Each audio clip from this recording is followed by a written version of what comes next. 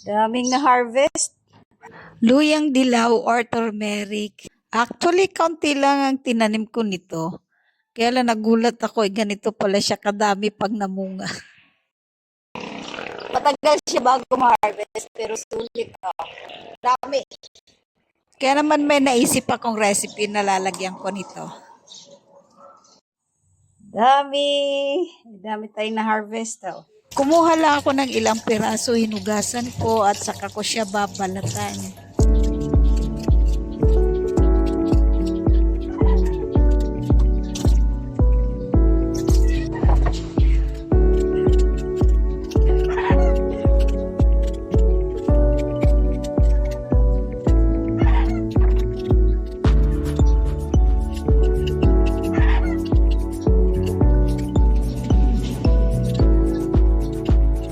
Kaya lang pag binabalatan mo siya, yung kulay ng luyang dilaw, kakapit din sa kamay mo. Ito na yung nahiwa kong luyang dilaw. Magigisa lang ako dito sa kawali ng luya or ginger. Tapos isunod ko sa paggisa yung ating luyang dilaw. Mekos-mekos lang ako nito. Tapos isunod natin sa paggisa yung bawang at ang sibuyas. Bago ko isunod sa paggisa yung aking manok. Dahil ito yung ating recipe ngayon, yung ginataang manok na may turmeric. Kung napapansin nyo, kakunti lang yung mantikang nilagay ko pag nagigisa ako, hindi masyadong mamantika.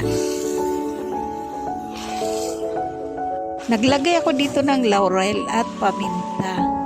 At ang panimpla kong ginamit dito ay patis.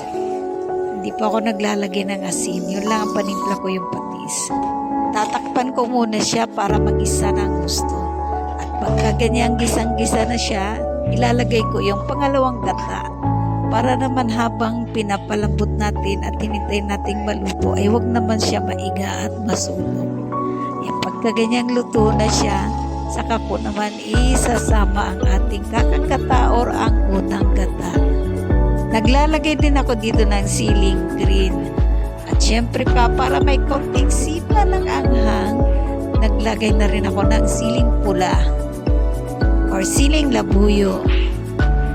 Yung iba pinapaiga nila talaga yung naglalangis na yung gata.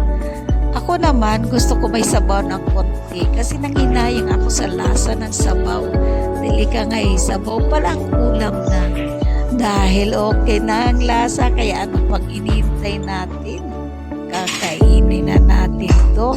Ito ang gusto ko, yung bagong luto, umuusok pa sa init.